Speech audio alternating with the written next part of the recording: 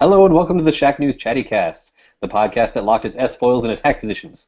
I'm one of your hosts, Steve Watts. I'm your other host, Brian Carr. Steve, today's Chattycast brought to you by Audible.com. Get a free audiobook download and a 30-day free trial at www.audibletrial.com/chattycast. That's CHATTYCAST. Thanks, Audible. Thank you, and that is right. Every week we pick a big topic, post about it on the Shack News Chatty, and then we talk about it in detail with your comments fueling discussion, hence Chattycast. Today's guest is Senator turned Chancellor turned Emperor turned CEO, Asif Khan. Hello. Finally, all of his plans have culminated in this. Today's topic, if you hadn't guessed from the various references, is the Star Wars. We are going to be talking a lot about Star Wars games. Battlefront released this week. I don't think any of us have played Battlefront. Oh, I just kind of wanted the opportunity. You have. I have. I wanted the opportunity to talk about the Star Wars and geek out over it because I'm a longtime fan. So we're going to get to all that. But first, we're going to talk about what we have been playing. Brian, I'm going to say save Battlefront for the end because that'll be a nice segue. Got it. I'm nodding in agreement. Asif, what have you been playing lately? Let's see. I've been playing a lot of Halo 5, and I know Brian is not a fan. I know he returned it last week. Let me clarify and say that I still very much love Halo. I just don't particularly like this Halo game.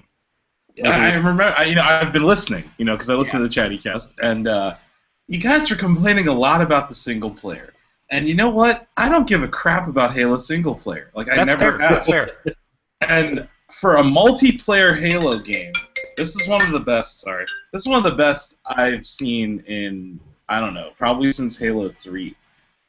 When it comes to the map design, they did this thing where it's like they reimagined Midship, from Halo 2, except they did it twice. So there's like here's regret and here's truth. They've done that on a few levels where it may not be the exact same feel as Halo 2, which I think is one of the best FPS of all time, especially on console. But they borrowed enough from it where I'm like, this kind of feels like Halo 2. At the same time, they brought back that pistol from Halo 1, which is one of the best pistols in any game. Mm-hmm. So I feel like it's really easy to poo-poo the story in a Halo because honestly I don't care at all about the story, and that's not how I judge Halo. I judge Halo on their masterful, dedicated servers and matchmaking, and they just launched Big Team Battle. The one thing about Halo you have to admit is they engage their community. We were talking about this a few Chattycasts ago with retaining their community. They just launched Big Team Battle. Every weekend we've had a different playlist. You get to vote on the playlist. It's a great game. Mm-hmm. Single player notwithstanding. And to be clear, I liked the single player. I feel like I'm being lumped in here. I know. No. I'm sorry. Yeah. I didn't like the AI companions very much, but I really enjoyed the story. The story works great. Like I enjoy the cutscenes, the moment-to-moment story stuff, but that's a very big mug you've got. But it's just like you can't see this if you're listening to the audio, but Asif's holding up this mug and it looked about as big as his head. The size of Asif's face is gigantic. Yeah. He's got a big mug. I need my caffeine, guys. But anyway, I thought that the story itself was fine. It's just something about that didn't grab me, and it's absolutely a well-made game. Like it is a good game. It's just something about it wasn't clicking with me, and even the multiplayer, which is very good, just wasn't quite what I was looking for. So I don't. It's not Halo. It's me. Like I'm prepared to like I will fully admit that. I would go as far to say it's not Halo, it's Destiny. That too. I feel like a lot of people that I know that are very into Destiny, they can't pick up Halo and be like, judge it on its own. They're constantly comparing it to Destiny. Which is not fair, but yeah. They're two different games. Yeah. One's trying to do this whole MMO thing, and the other one's just doing these rec pack things where I don't really care about rec packs because I haven't played Warzone really. But it's just funny. Like the things that I'm playing in Halo 5 are the ones that I used to play in Halo 2, like SWAT. They've really done a great job with relaunching SWAT with these levels that are perfect for it, and they curate which levels are in which playlist very well. I don't know. I'm really impressed, and the fact that the Big Team Battle thing was a free DLC in a time where the Star Wars is gouging everyone. Oh my god! It's nice we'll to get see. To that. Oh, I know. It's Yeah, just it's nice to see. It's nice to see Halo, kind of reward the community for buying the game. And hell, Absolutely. the sales numbers back me up here. It's Mhm. moving Xbox Ones right now. Mhm. Oh yeah. I It's actually that tried to good. revisit it like after finishing Fallout. I was like, all right, now I'll go back into Halo and play some Arena while I wait for something else to install. And I realized like the community got good at that. Like no, actually it was Warzone. I was like, I played a Warzone match. The community got way better at that, like way faster than I counted on. Yeah. I jumped back in and just got stomped, and I was like, oh, I got outpaced like already. Like I could hang with people the first couple days, but then I basically took like a week off for Fallout, or maybe more like 2 weeks, and then by the time I came back, it was just like it wasn't good. It was not pretty. It was so. What else did I play? I guess another game I played. I did Battlefield 1942, the Shack battle on last Thursday, and that was like going way back in time and playing an arcade game. But because we're about to talk about Battlefront. I don't know. I can't get it up for these Battlefield games. Needs more There's stormtroopers. Yeah, there's still not. I don't know. I'm talking about like even Battlefield 4, which people are still playing like crazy. I don't like how DICE makes FPS. There's something about how Destiny was executed. Even I think Black Ops 3 is really good this year, and Halo 5. There's just too many damn games, guys. Yeah. Yeah, This and is too the many problem. shooters in particular. And I picked up Tomb Raider, but I won't be able to play it for like a month. Oh my god, man, Tomb Raider's so good. That's on my I list. know, I know. It's so I'm like, good. but I watched Josh stream Fallout 4, and I'm not a Fallout fan. I'm gonna make people very angry at me, but it's not very good. I mean, like I was looking at it, and I'm like, this is a 10-year-old engine, and it's like, how are you gonna tell me this is Game of the Year? Like, if this comes, I know we're a little early for that debate, but I was like, I was really disappointed, and like I was talking to my friend who's playing up through Fallout 3 right now, and Fallout 3 looks exactly the same, and I know like it's a next gen console, but like you put up. There's an like, appeal to you put Fallout up- 4 that I think people overlook the various technical shortcomings. Yeah. But it's also one of those things like sometimes I think we confuse best game with most game. Mhm. Yeah, there's that And, too. yeah, so like I'm with you. Like I haven't played Fallout yet, so I could completely change my mind. I'm willing to do that, but it's hard to look at a game that's not fundamentally different, even if it's a really great example of something that's not fundamentally different. In a year where we've gotten things like Mario Maker, Splatoon, the new Tomb Raider, that sort of stuff, it's hard to say, hey, this game that came out and is basically the same as the game that came out 10 years ago. This is the game that is like the game of 2015. So I don't know. Yeah, like I refuse to believe. I'm with you, that's Game Asif. of the Year. Well, we saw some But, editorial that was like, the bugs are what make Fallout games special, and they shouldn't fix that because that means they're focusing on the right things. That is the dumbest thing I've ever Which- heard. I'm sorry.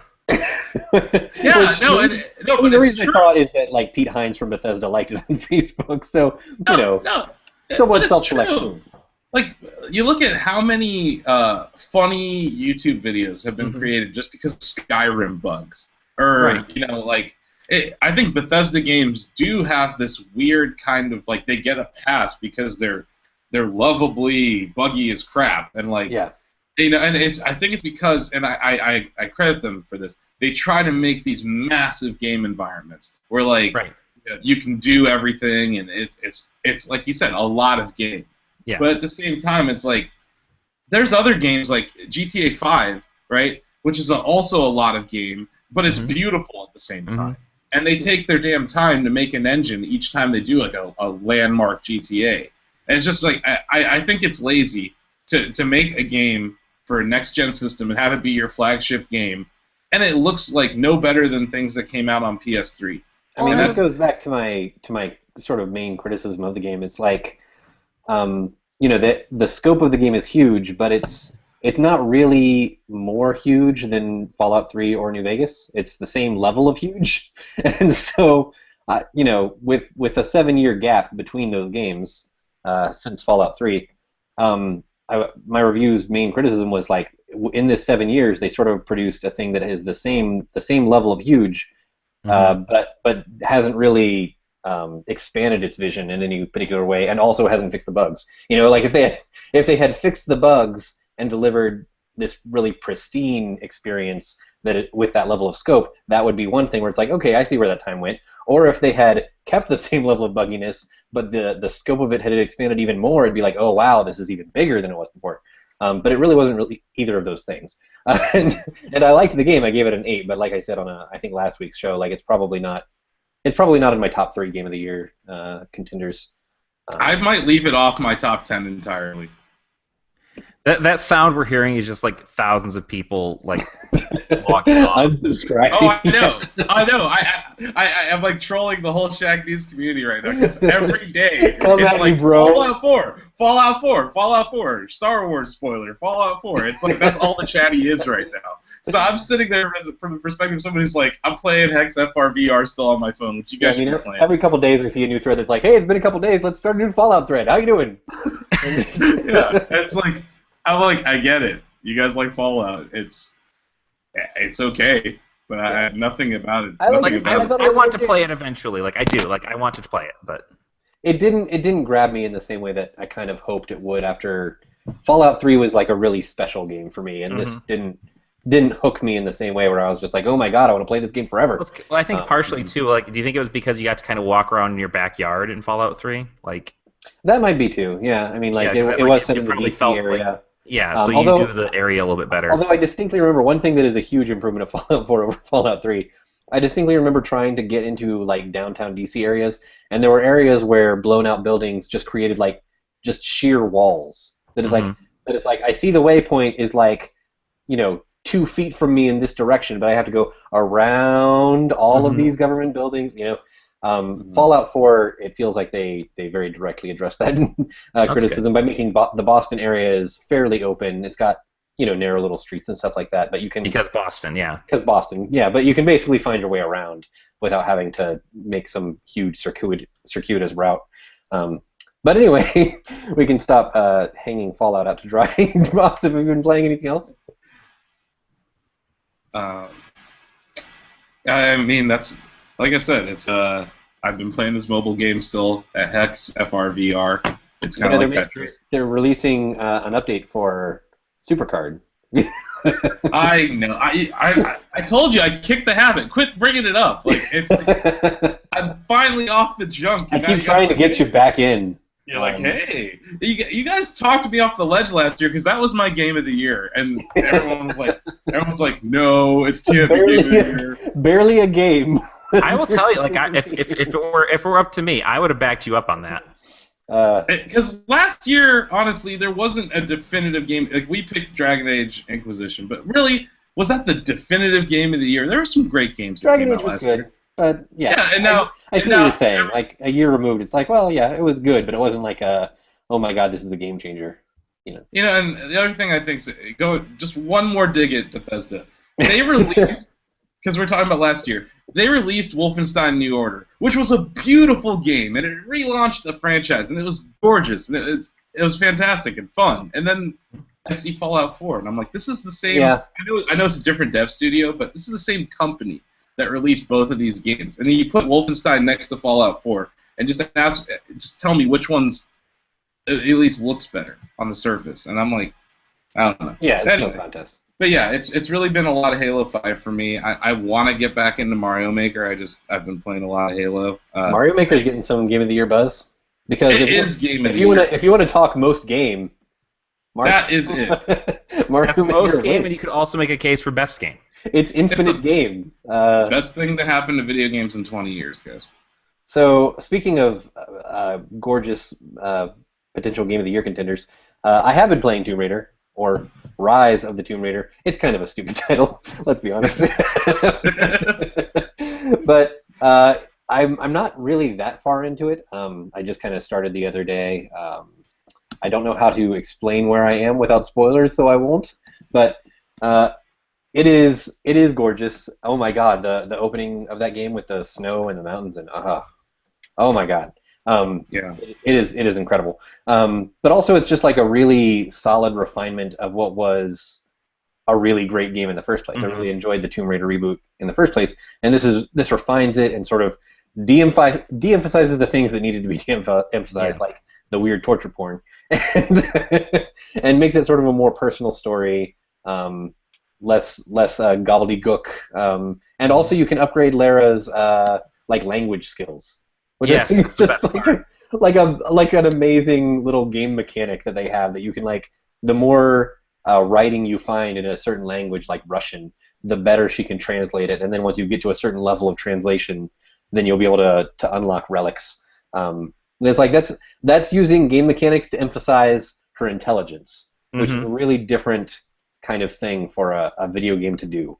Yeah, I really enjoy that. I picked that game up solely because of how much you guys, or how, like, just the impression I got from last week's Chattycast with you, Ozzy, and Brian, all singing high praise for this game. I was like, okay, I gotta try this out. I am so happy with it. Like, honestly, right now, like, if I don't have any like interest in making a game of the year thing right now, but it's like between that and Mario Maker and the Taken King expansion for Destiny, like that's it right now.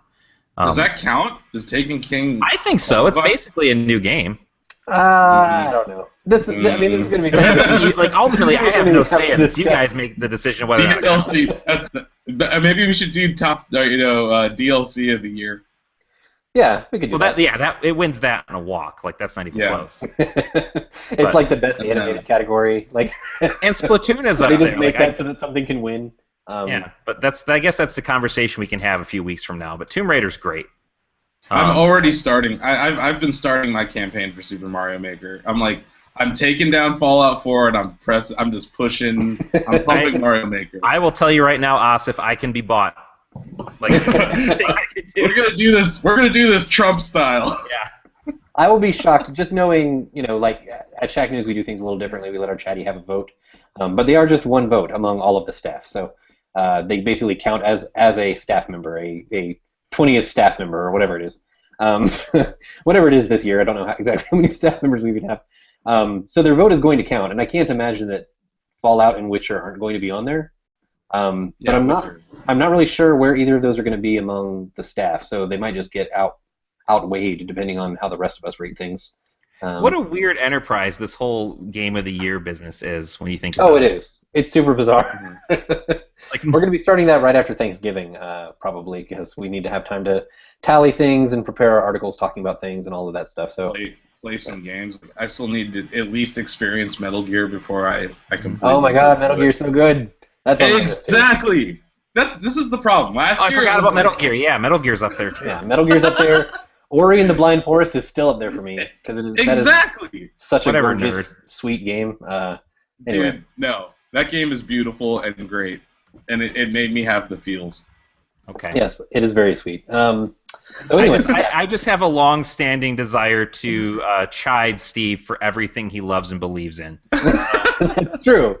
We have this history. Yeah. Oh. He's like, this is really good. You should try it. I'm like, no, and you're a monster for even suggesting.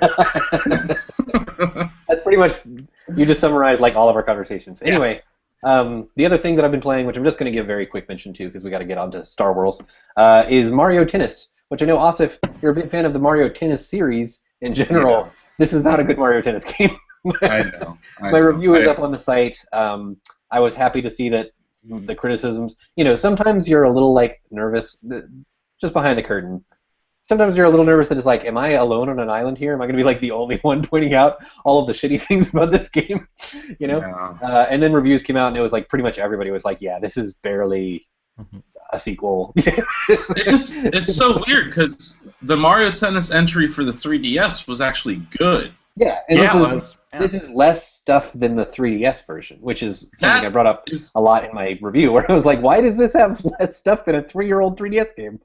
That's what I don't get. Like, I don't know. They frustrate the hell out of me sometimes. That 3DS game was good, but even it was a little bit thin. Like, yeah, and I mean the new Mega Mushroom thing. It's like that's kind of cool, but at the same time, it's not great for gameplay. It sort of wrenches control from you, and it's made me miss shots. It sort of blocks a significant portion of the screen, and really, having a giant playable character on the screen that like takes up half the freaking court, that blocks the screen. I mean, like I said in my review, it's like they either needed to really like commit to the idea of having power-ups in a tennis game, which sounds cool. Like that could be cool. Like throw a hammer suit and makes your tennis balls do, I don't know, something. I think Ozzy mentioned like Mario Super Strikers did a really good job of having Fire You know, flowers, Yuki suit. Like you could play with all these sort of classic Mario power-ups, but instead they just threw one power-up in there They should I feel really just that does make something that's more. like both fairly meaningless and kind of disruptive to the gameplay. Um, and then all of the modes are either like very slight variations on that, or just tennis without that stuff. So it just feels extremely basic and bare bones, and I was shocked. I looked online. I was like, they're asking for $50 for this. Like, good God! Like, like we don't review games based on monetary value. Is this worth $50 or not?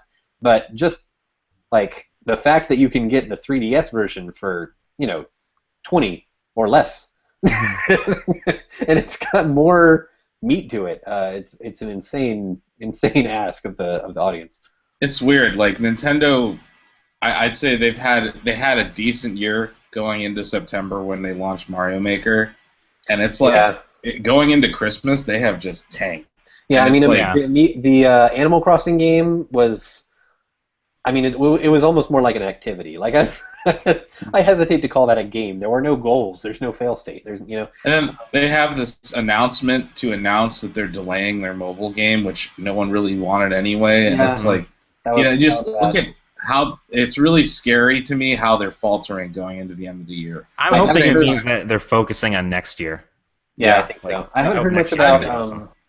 about that Amiibo Animal Crossing Wii U game, so I don't know how that turned out. But they didn't Uh-huh. send us copies of, as far as I can tell, they didn't send anyone copies of Pokemon Super Mystery Dungeon. I just looked at that today and I was like, oh, I don't see any reviews anywhere, and it's launching tomorrow.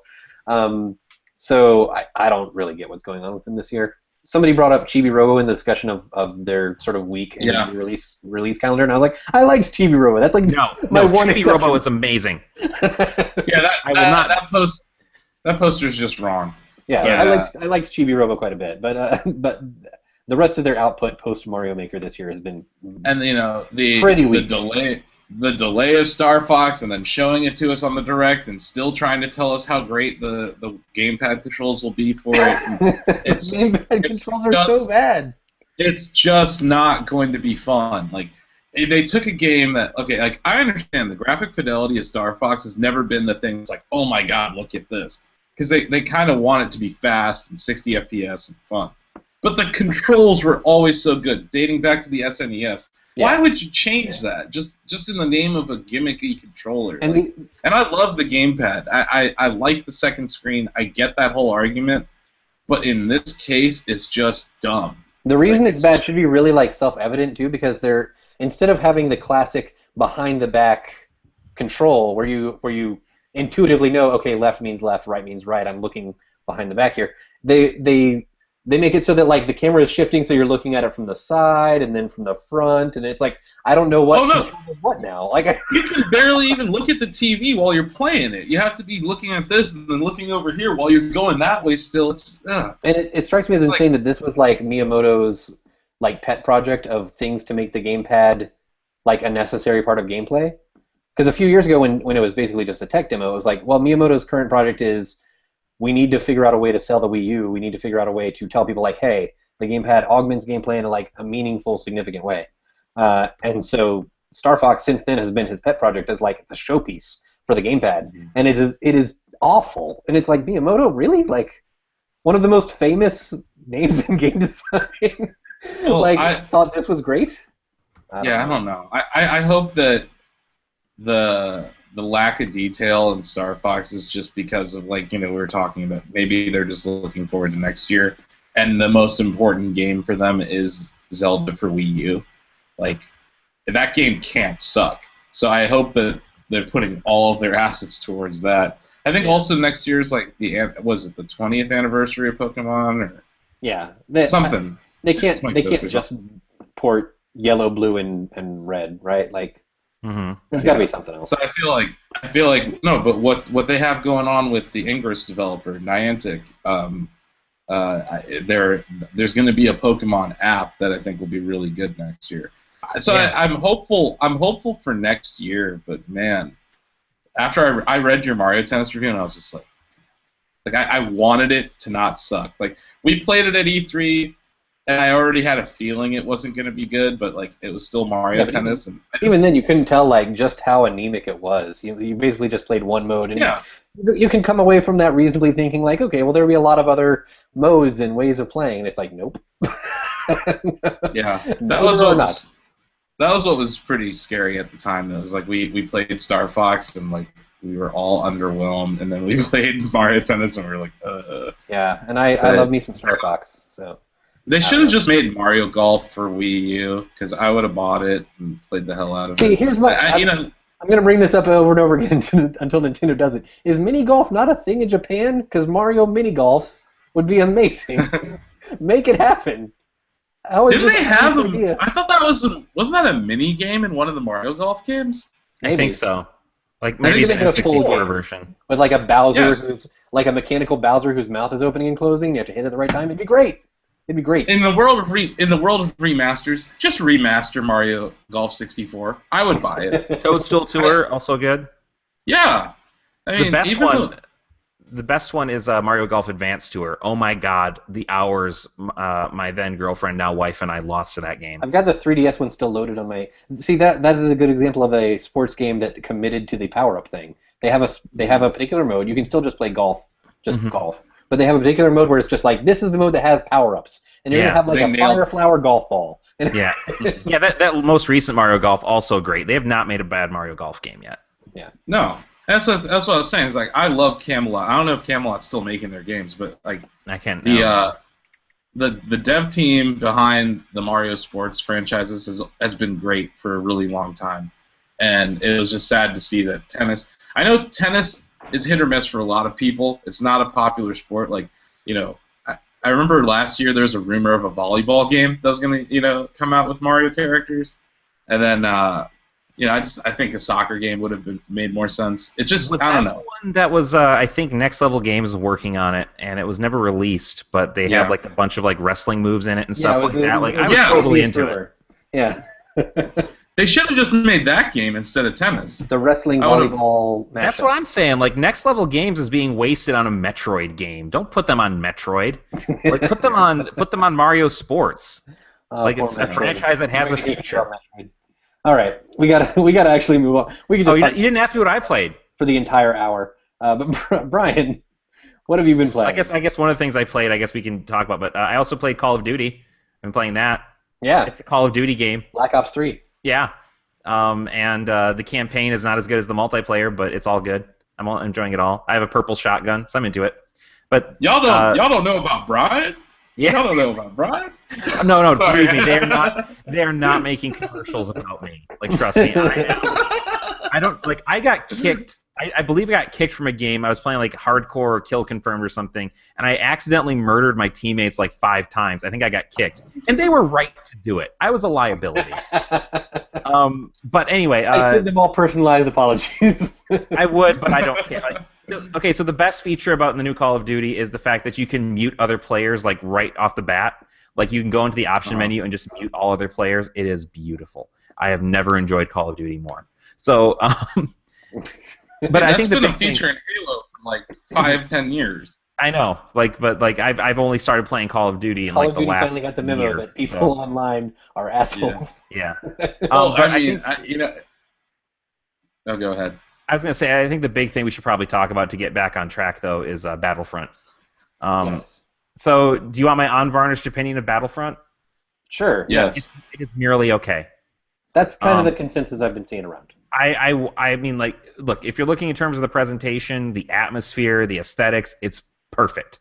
Like, it is a Star Wars game. It's got the sound, it's got the visuals, it looks cool, it's got a sense of scale, but the gameplay is just flat to me. I don't find the piloting terribly interesting. There's no real difference in terms of the guns. Like, they're just like variations on blasters. Like, I don't know, like I love like the customization of the characters. You can make your character look like whatever you want pretty much. And you can like there's a lot of diversity in it, which is cool, but it's just not that exciting of a game. And the way that they're pricing this thing, I have a hard time saying, go out and buy this because I wouldn't. I didn't. Can you make your stormtrooper look like one of the new style stormtroopers? I think so. Oh. Oh, no. Okay, so Probably with like the season pass stuff, because like that's the other thing too is they lean super heavy on the original trilogy, which I think is kind of unfortunate. Like I get why they did it, but there's still cool stuff from the prequels, the new movies that you can include in there, and like diversify a little bit. I think there's two reasons they did that. One, the movie hasn't come out yet, so they don't want to provide any spoilers. And two, they want to bleed the community dry with DLC. Like they're going. At the end of the day, I think Battlefront will have like $200 worth of DLC, and it'll be for like, you know, a pink lightsaber, $5. You know, like, that's the thing is you don't even get to use a lightsaber unless you get like the Darth Vader or Luke Skywalker hero, and you're playing in a mode that lets you use them. That's the other thing that's kind of a bummer is like your option to play in the game is you are a grunt, and that's it. And that's like a cool part of Star Wars we don't get to talk about very often, but. Like, there's not a lot of, like, there's, like, no classes or anything like that as far as I can tell. You're just kind of doing the same thing. Like, and part of being a grunt, the reason that there are grunts in Star Wars, and really any war game, I guess, is that grunts are expendable. Yeah. You're gonna die a bunch of times. Yeah. But then what's weird is, like, when you play as the heroes, like, I don't, and maybe this is just, I haven't spent that much time with it, and, you know, because I'm playing this EA Access early trial thing. So I got like 10 hours. I think I spent like 2 hours with it. So please keep that in mind. But when I play as the heroes, it doesn't feel like... I feel like I'm a liability more than anything. Like, the heroes can take a lot of damage, but when I'm playing as Luke Skywalker and like, or Darth Vader or Boba Fett or something like that, I feel like I should like have like command of the battlefield. I should be powerful. And I just kind of feel like I'm Darth Vader kind of slowly walking around and then like trying to swing at a guy, but the other guys are faster than me, so they like run around and shoot me. And it's just... I don't know. Like... I feel like this is a game I wanted to be better than it is, but it's not bad. I love a lot of Star Wars-y things, and so I was very tempted to hop on board for this, but I was sort of on the fence. Like, I love Star Wars, but I'm not huge on multiplayer games. And that's all there is. I get that's into the them other very thing. occasionally and for limited spans of time, but hearing that this one was sort of getting like a, it's okay kind of review, so I was like, all right, well, that answers that question. It's almost the opposite of Halo 5 for me, where I'm like, I don't care about the story in Halo 5. I care about the story in Star Wars. I would love to see player. Exactly. Like, you want to see a good Star Wars story. That's Battlefront. I think that to me is their first problem. Battlefront 2, I think it was, which is the Clone Wars campaign, the Clone Trooper campaign. The story in that was fantastic. Like, it really humanized those characters in a really meaningful way, and like, you know, when you play through the like Order 66 and the Betrayal, it actually like you kind of see their point, like you see their rationale. Like that's like that was so good. And this game's like, no, we're just making Battlefield, but we're not putting a campaign in it. Is the worst decision. You have this amazing universe to play in. There's a tie-in novel. There's all this cool stuff you can do, and you decide, no, we're just not going to do it that way. That to me is, I don't want to say unacceptable, but it's kind of unacceptable. Like it's just. Like, you know what that smells like? It smells like a $30 DLC. But they're not even doing it in DLC. That's the worst part. Like, the DLC, as far as I know, is just like maps and stuff. Like, it's not. I don't know. Yeah, it's kind of confusing. I don't know why they wouldn't pursue this, you know, very storied franchise that people love for the story. I mean, like I've said it before. I don't know if I said it on the podcast, but I've said it before. Like, it seems almost like George Lucas kind of stumbled ass backwards into like. This cultural mythology that really resonated with people. It's an accidental masterpiece. That's the best description of Star Wars. It's this cultural mythology that really resonated with people. This modern myth that means a lot to people. Like even just beyond like that, it's good storytelling. It means a lot to them, like personally, in a way that like teaches them like morals and values.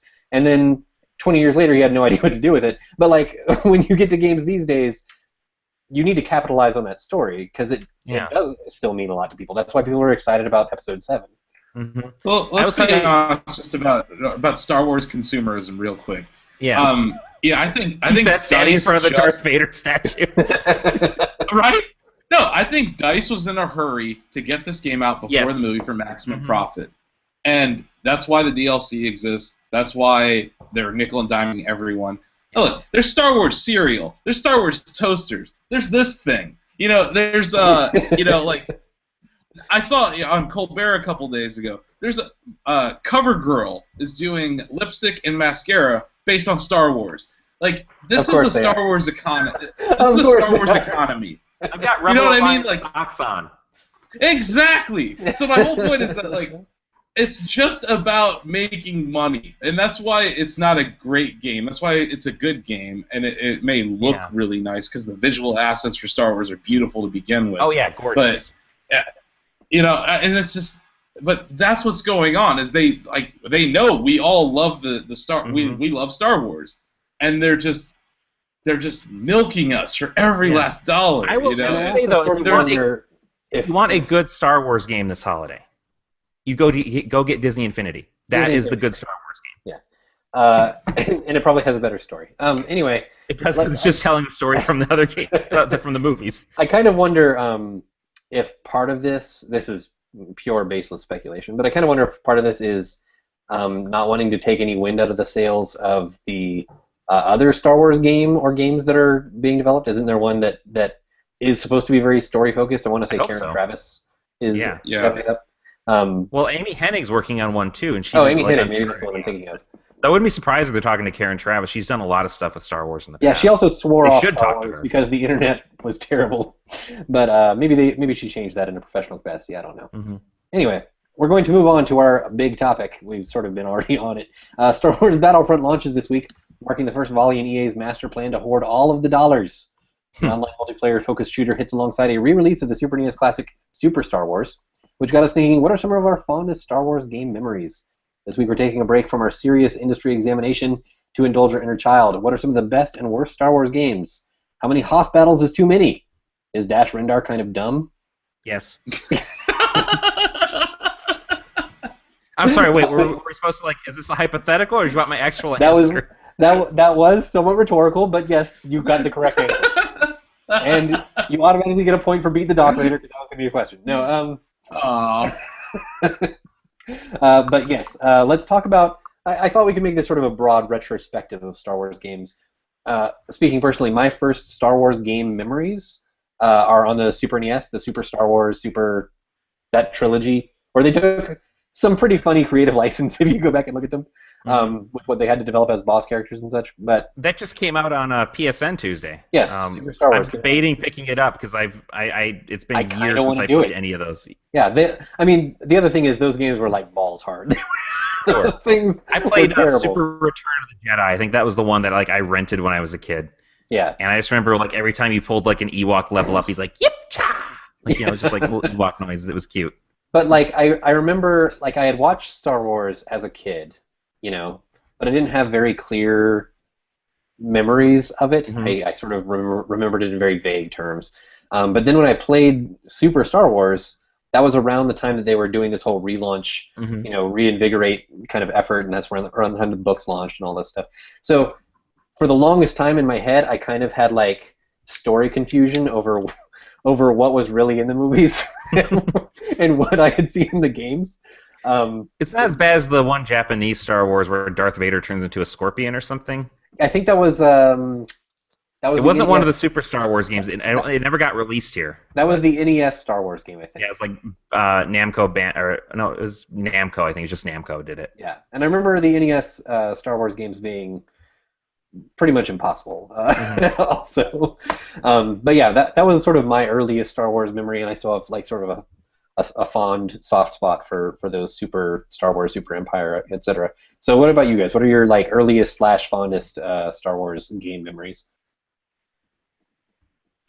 Man, X-Wing versus TIE Fighter. Uh-huh. That was really good. I mean, that was probably one of my favorite games ever. It's funny you brought up Dash. Shadows of the you're on a first name basis with him. I sound like an idiot saying Dash Rendar, so I'm just going to call him Dash. But it's because it's a stupid name. It's a stupid name. It just sounds dumb. It's all made up. It's like post plus username. But anyway, Shadows of the Empire. Yes, it was a good game. I think it's overhyped because, in hindsight, it was like a janky ass N64 so broken. And the only reason people liked it so much was there were 3 games at launch, and it was the only one that had any supply in the store. So it's I got my N64. I really wish I had Mario 64, but I got Shadows of the Empire, and I think it was $80 or $70. Yeah, which is why there were so many copies of it. I mean, Yeah, and like, does this sound familiar, guys? A Star Wars game coming around the holidays that was overpriced and gouged everyone. and it wasn't very good. Nostalgia. I mean, to be fair to Shadows of the Empire It's a tradition. and poor Dash Rendar. No, we do not have to be fair to Dash Rendar. We really that don't. was everybody has those games that like they bought as a kid or Right. somehow obtained as a kid, and because it was like the game that they had for months, they got like incredible at it. And Shadows of the Empire was one of those for me. Like I don't remember what the medaling structure in that was, but I got like all of the best medals on everything because There was nothing else to play. It was the only game in stores at the time, so of course it was great. Of course, all of us have fond memories of playing it because there's nothing else to play. I was just waiting for Mario 64 to get there. And that game is like the only reason that anyone knows the name of IG-88, the robot bounty hunter. So it's got its merits. But like it wasn't all bad. Like it was the first game that really captured Hawk. Well, and like I think they spent most of the time. Did it okay. It did it all right. Yeah, but I think that was N64 was groundbreaking because it was like, oh look at 3D graphics, and here you go. But it was not. Like I have some fond memories of Shadows of the Empire, and some where I'm like, even while I was playing it, I was like, this isn't that good. Shadows of the Empire was also kind of unique in that it was part of this really vast multimedia effort. They had done movies, obviously, and then they had done books that were like kind of treated like sequels. And the comics and stuff like that. Shadows of the Empire was they launched everything at the same time. They were treating it like it was a movie release, even though it was a book release. Like they had the tie-in video game, they had the action figures, they had the comic books. It was amazingly all built around the GoBots version of Han Solo. Like it's exactly. You see this guy is like, oh, he's like a redhead Han Solo. Didn't he have a Wookiee that he palled around with too? No, it wasn't a Wookiee. It was some other tall creature. I think it was a droid. I don't remember. I have two games that are just infinitely better Star Wars games. Right. Dark Forces and Rogue Squadron. Yep. Maybe Rogue Squadron got a lot of love on our chatty thread. Rogue Squadron 2 specifically for GameCube. It might be one of the best flying combat games ever. And like I wish Factor 5 could keep making games like that. They give them the Star Fox game. They would make something good. But like it just I remember at the time like GameCube didn't have a whole lot of third-party support, but Rogue Squadron was one of those that really showcased their hardware. That trench run in the first Rogue Squadron, oh man, so good. It was so evocative of the actual thing.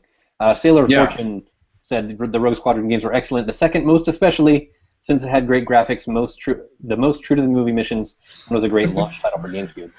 Hope they make Clearly we're the same person. Because I remember liking these games. So. I was actually like long time ago back at another site that I worked for. I was actually, I think, the one that broke the news of Factor 5 closing, and it was like heartbreaking for me to report that. It was so sad because I loved the Rogue Squadron game so much, and I just wanted them to make those forever, even if the third one was not quite as good as the others. I want to talk about Dark Forces a little bit though. Like the Dark Forces are pretty great across the board. Dark Forces 2, I think, is the one I played, but the one I played the most was the third one, Jedi Academy. Loved that one. Loved that game. Ricky said playing Dark Forces shareware over and over. Yep. Yeah. Oh, totally. I remember getting that, and it was like what 1 or 2 levels, and people played the hell out of that game. We had it in the dorm, and it was. I have a lot of memories of playing that game, but also Rogue Squadron was just. I played through that game so many times. Yeah, I mean, and Rogue Squadron 2 was Rogue Leader, right? Like when you could. Yeah. It sort of fleshed out the squad commands and stuff. Yep. Yeah. And then Rogue Squadron 3, which I remember playing, was Rebel Strike. Yeah. And that one added like some on-foot sequences, which was weird, but. It wasn't great. Yeah. The on-foot wasn't great, but they Riptide actually brought up the co-op component of Rebel Strike was really good. He actually said it. Amazing. And yeah, I mean, like that was a differentiator. They did, set it apart from the other side. I have fond memories of playing Rogue Squadron 2 and Monkey Ball on my GameCube back in the day. But yeah, that was those were the third-party titles. That and Tony Hawk. You mentioned X-Wing. I feel like I also need to bring up TIE Fighter. TIE Fighter was an excellent way to like sort of at least at first, you sort of saw things from the Empire's perspective, where it's like, oh, okay, I can see how like a grunt from wherever Podunk Planet would join this and be like, yeah, we're doing the right thing, we're bringing order to, they had enough verbiage in there that like sort of made it sound like you could fall into the propaganda. Have you seen Clerks? Funny was like by the end of the game, you were literally talking to the Emperor, and it should be like you're talking to a guy with like a monster face. And at some point, you'd think your pilot would be like, "Wait a minute, yeah. Something's not adding up." You just reminded me of that scene in Clerks, though, where they're talking about all the contractors that were working on the Death Star and how you killed all these innocent people. It's just you definitely did. No, you didn't. Like, even the contractor in the scene, he's like, they knew the risk they were taking. He's like, if you go work on some mob boss's roof and then you get capped while you're at his house, like you knew what you were doing, and it's the same thing with those contractors. I don't know. Didn't Lucas try to retcon that and say it was like the insect people from Geonosis or something like that? That makes it better. I don't know what you got. Yeah. So I have to bring up this. This was an interesting comment, sort of a broader scope one from Baron Calamity. Star Wars has exactly 3 iconic large-scale battles. There's the Death Star Trench Run, the Hoth Ice World, and the Forest Moon. And they're basically combining. He says it looks like they're basically combining 2 of them for the next film. Which I'm not clicking on the link to see what he means, but it looks like a large-scale ice something. Stop trying to ruin Star Wars for yourselves, guys. I have never seen, the internet is like a bunch of kids who are trying to sneak a peek at their presents. Like, they'll be there on the 18th. You can wait. Just calm down, everyone. They worked very hard on this movie. I'm going on the 17th because I don't want anyone to. I'm not going to go on the chat. That's a Thursday night. I might just be like, all right, everybody, clock out early. I'm leaving. Yeah, I'm going. I might do. I think I bought like 10 tickets. I might do a little shack meet there. Other people in response to Baron Calamity brought up some prequel battles. Geonosis as a large scale battle. The Battle Arena is a pretty cool scene. Riptide actually said the Battle of Naboo was too small to care about, which, ouch. That was supposed to be their big battle in the first episode. Well, if I recall correctly, a lot of it was just kind of like urban warfare. It wasn't like and there was some stuff in the start. The big field with the sort of marching in formation. Okay, I know what you mean. Yeah, but that was all like Gungans. Who cares? That wasn't space battles. I think when people think of large scale Star Wars battles, they're generally thinking of space battles, like space navies. Sure. Let's just forget about the prequels. But here's the thing. I don't want to completely forget about them. I want to give a shout out to one game that I think gets unfairly overlooked that had really cool ideas. And that is Star Wars Bounty Hunter, which is the... That was cool. That was a cool idea. That was the Django Fett game. 1313 might have been the sort of spiritual success of that. They had problems. Like, there were, sometimes it was very unfairly balanced. I remember, pausing the game and then unpausing it, and I was dead instantly. But the idea of, hunting down guys, getting bounties for them, using that bounty to do upgrades, that's cool. That's a great idea for a game, and I would love to see them do that with a maybe slightly better design. Hopefully that's one of the things they're considering is a bounty hunter smuggler type game, because that'd be really cool. Yeah, something. I mean, it would make sense with all of the sort of spin-off films they have planned. So that's all. I just want to mention that because that is technically a prequel game, but I think it was a pretty unique Star Wars game. There are a couple games that I want to make sure we bring up. I don't want to run over too long today, but let's see. Republic Commando was brought up by Dravenport. Yep, that's a good There one. are so many games to bring up. We cannot possibly bring up every Star Wars game, but we're trying to hit the high notes. Republic Commando, I never got all the way through, but I know a lot of people loved because it really gave personalities to these kind of faceless. They're the whole introduction of clones as stormtroopers kind of bothered me because it basically made them like expendable people. But the way the expanded fiction built on that and was okay, yes, they are clones, but they have developed their own personalities and relationships, interpersonal to each other and to their families or whatever. That was sort of an interesting take on it, and that was a Karen Travis thing, as far as I understand. So Republic Commando, I would like to see that remastered or something so I can get back into it. And one thing that no one brought up that I was kind of scared, shocked that no one brought it up was Knights of the Old Republic, one of the one of the most famous Star Wars games of all time. I thought of it. I don't write anything down, obviously, when I come on this show. But like when I was thinking of the games, that was one of I had three. It was going to be Rogue Squadron, Dark Forces, Knights of the Old Republic. I'm an idiot. I mean, But neither anyway, have yeah. I. Like, I don't. Maybe I missed it somewhere, but I don't see anyone No, bringing it no up. one mentioned it. Knights of the You're Old right. Republic is kind of different than most Star Wars games because it's so removed from the whole Battle of Yavin era. But it's also like one of the most famous and beloved because it just took the ball and did its own thing. It went its own direction and created its own story. It was janky. It was janky at times, but it was new and janky, so I appreciate that. And it was very much like a BioWare RPG of that era. Like if you play, what's that other game? Jade Empire. Like if you play Jade Empire, it's like, okay, this is KOTOR, but with like Japanese, legend, basically. Or maybe it's Chinese. I don't know. It's actually been a while since I played that. But the point is, like, it's the BioWare formula was already very much in effect, and you can sort of see it as the prototype of what came later, like Mass Effect.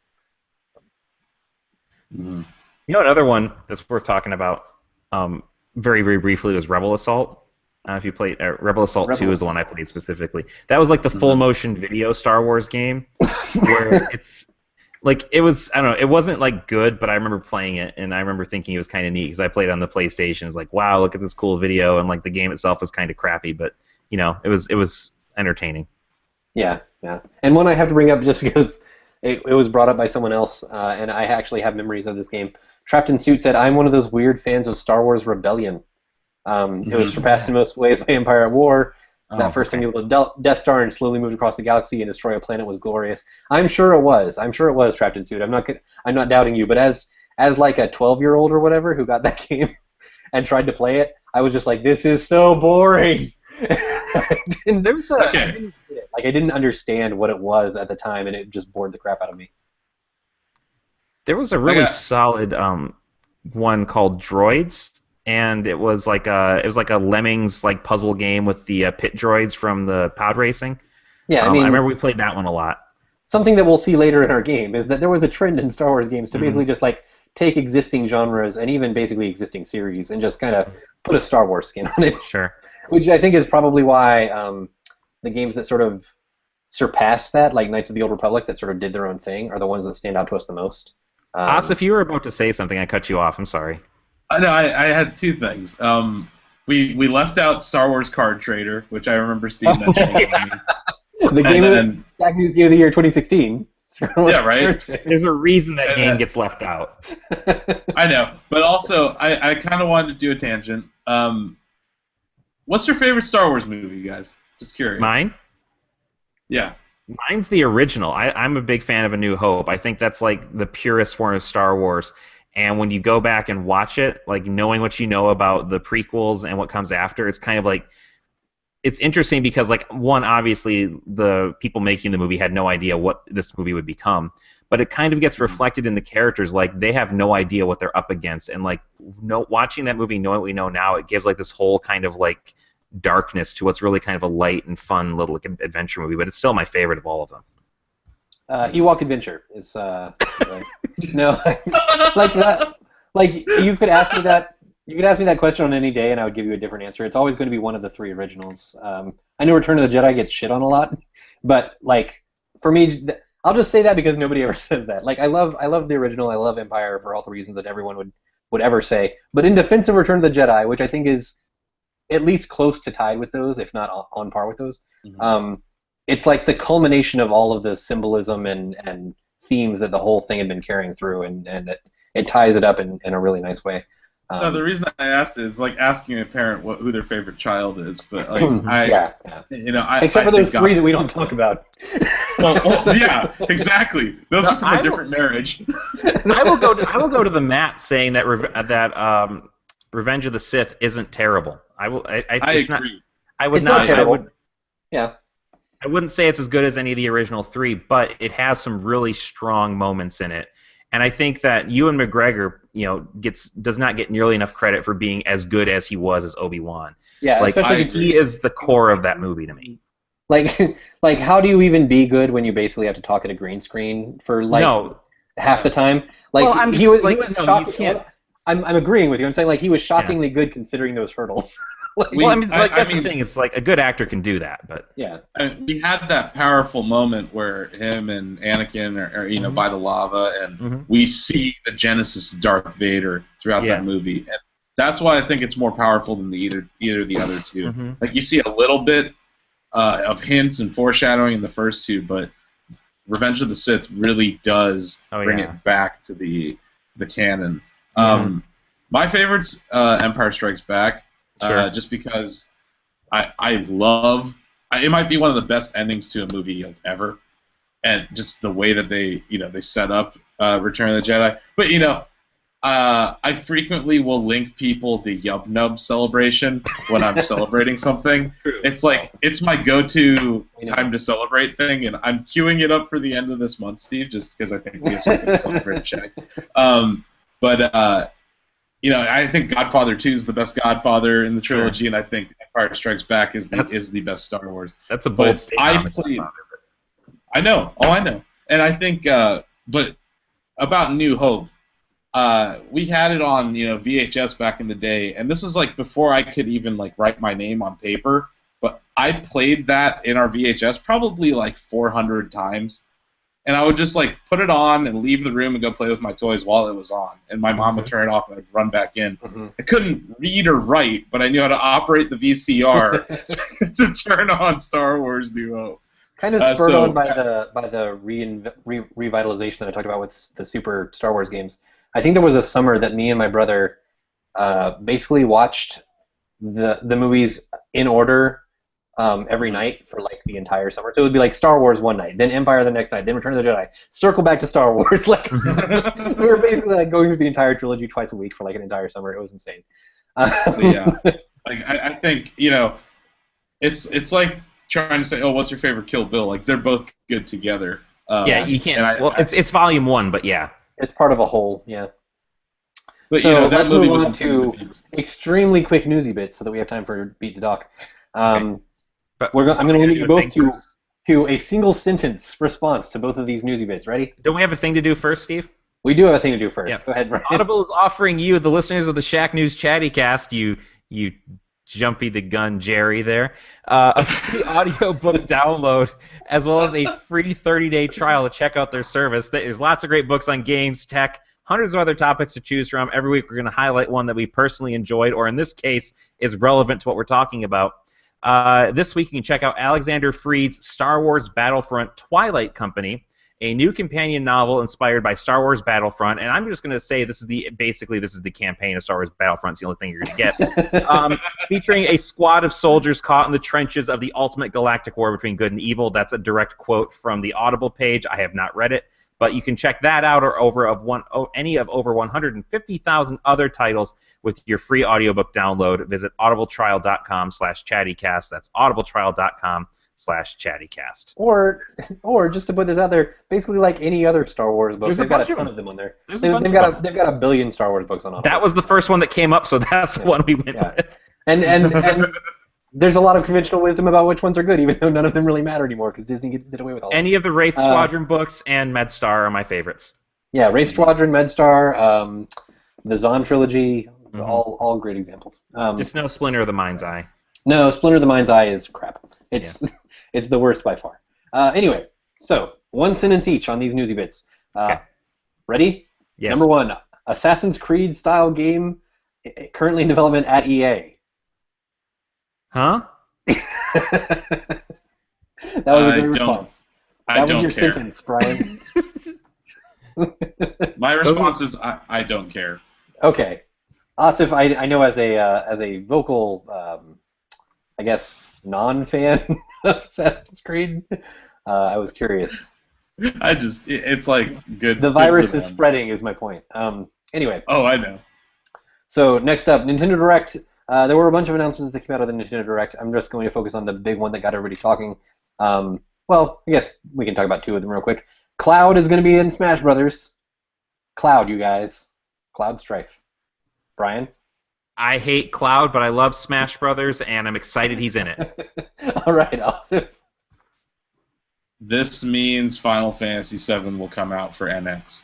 Ooh. Finally. I like this way of doing newsy bits. This is more fun. Yeah, limited to one sentence. We got to do this more often. I do too.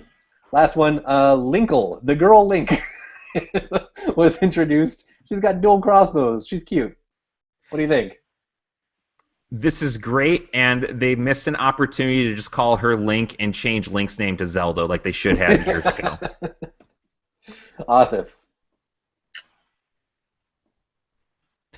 Nope. No, Nintendo finally gets it. Yeah. I've got one more sentence. Can I do one more This sentence? is definitely like them kind of jumping off of meme nerd culture, I think. I was gonna say Yeah, my one other sentence now I've thought about it is they made cosplay canon. Good for them. Yeah. Like, No, I'm happy that they're doing this. I'm just very unhappy with them in general. And it's like, oh great, now here's Twilight Princess, and you have Linkle. Oh my God, who cares about Twilight Link- Princess? Yeah, exactly, and that's who Linkle. Twilight that's Princess the is game that perfect. Linkle is in, right? no, she's she's in, Linkle's in Hyrule Warriors, Yeah, Hyrule Warriors 3DS. Oh, which is a Hyrule great Warriors. Zelda game. Okay, that's not even a Zelda game. Yes, it is. It is a Zelda game in here, and that's what matters. It's Dynasty Warriors and Zelda skin on it. That's It's what I'm not saying. a It's the best game. Zelda game. Let us move Oh on. my god. Gentlemen, we'll have this debate another day. All right, so it's time for Beat the Doc, part of the show, et cetera, et cetera. You probably listened to the show before. Today's game is a very Star Wars themed box quotes. You basically know how this Awesome. works. I read a quote from the back of a game box. You tell me what Star Wars game it belongs to. All right. So, Asif, engage in intense, fast-paced planetary air-to-ground and air-to-air missions, dogfights, search and rescue, reconnaissance, bombing runs, rescue assignments, and more. Is that Rogue Squadron 3? That is Rogue Squadron. Yes. Ah! Oh, you got it wrong? Did I get it? I didn't hear. I didn't I hear said- the. I said 3. Oh was no, it Rogue- was Rogue Squadron. I'm sorry. Ah! That one wasn't even meant to be tricky. Sorry, Brian. Yes. I shouldn't have said the number. I Although would've been tracked by fine. probe droids, attacked by ice monsters, and confronted by an army of galactic imperial walkers, you must not give in. You are the Alliance's only hope.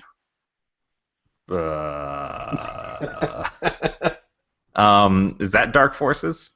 No, that is not Dark Forces. That is I know, Super I Empire know. Strikes Back. Ah. Oh, Super Empire Strikes Back. Okay. Asif, Yeah. take the high-speed... See, those were meant to be the gimmies. These are going to get harder. Take the high-speed turns, crazy jumps, and wild gadgets of kart racing, jumble it with the hyperspace pace of Star Wars, and you've got a racing game with an entirely new edge. Star Wars Pod Racer. No. I know this one. What?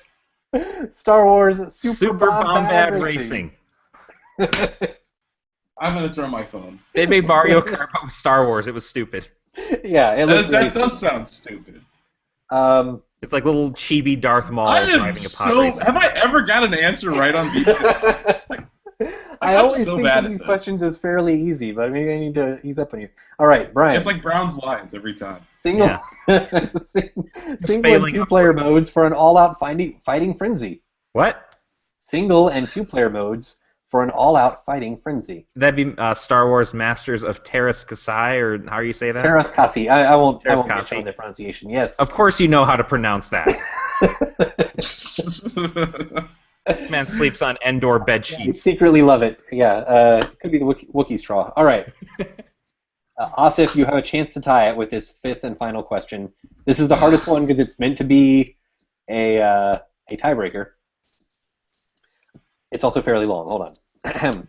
As time goes on, you'll stop at nothing as you seek to become the most notorious criminals leader since Jabba the Hutt. With all new tactics like piracy, kidnapping, racketeering, and bribery, you can control the shadowy forces of corruption in your attempt to rule the Star Wars underworld. Don't just control the galaxy, corrupt it. I don't know what this is, but it sounds awesome. Yeah, doesn't it? I was like, that's like, oh. I will say Empire you at can make War. an expansion, but I will give you a point if you get the original game. Empire at War? It is Empire at War. Can you name the expansion? Do you know the name of the expansion of this? No. It's called Forces of Corruption. The Forces of Corruption expansion to Empire at War. That sounds really great. It doesn't. I was reading that. I was like, I kind of want to play that now. I kind of remember that. I want to bribe people in the Star Wars universe. Yeah. This is my It's only like hope. if you try to bribe Star a Wars Jedi, beat the it like dog. never works. Like you you get an auto fail if you try to bribe a Jedi. Anyway, Is that the first time I've gotten anything right on this? I think we've tied before, but I think it's because neither one It of was us 0-0. tied at 0. Yeah. Yeah. This is the Lions Browns matchup of podcasts. It seriously is, man. It's like 5-3. Yeah. You win by a safety. Yep. So that was a tie, 1-1. Congratulations. You tied Oh the my dog. God. So Asif, before we go, We got like a blood feud going. you're not, you're not actually producing content on Shack News, but do you have anything in Sometimes particular you want to plug that's coming up? Oculus and Samsung are both releasing Gear VR this week. So it's the first consumer product. Last year they had the developer product out there, but this is the first consumer product. So begun the VR wars have. Nice. But Nice. yeah, I don't know. I think you guys are doing pretty awesome at Shack News without me producing content. So as much as I hate Fallout 4, it sure is getting us a lot of traffic. Yes, so it is. go read our guides on Fallout 4. Go read our opinions of Fallout 4, and go read the Chatty, because there's someone talking about Fallout. So there's always going to be somebody talking about Fallout 4, exactly. Yep. So, Brian, do you have anything to plug? It's not my own work, but I just want to give a recommendation to the Ian Bogost book, How to Talk About Video Games. This just came out this week. It's a great, if you are interested in video games and talking about them from a critical or academic standpoint, it's fantastic. It's very quick, easy to read. It's like each chapter is about a different game, talking about the sort of things, and he's super funny, super smart. Ian Bogost is like one of the best academics writing about games. So this book is definitely worth checking out. Cool. And it's super cheap too. It's not very expensive, so it's worth checking out. Good plug. Good selfless plug. Yeah. So I'm enjoying reading it, so I think you might too. There's just no Audible version, otherwise that would have been what I went with. Yeah. My plug, as usual, is going to be go on to iTunes, give us a review. It helps other people find the show. It's the nice thing to do for us. Don't you love us? So that is the show. We're going to get out of here. I have guides to write. So.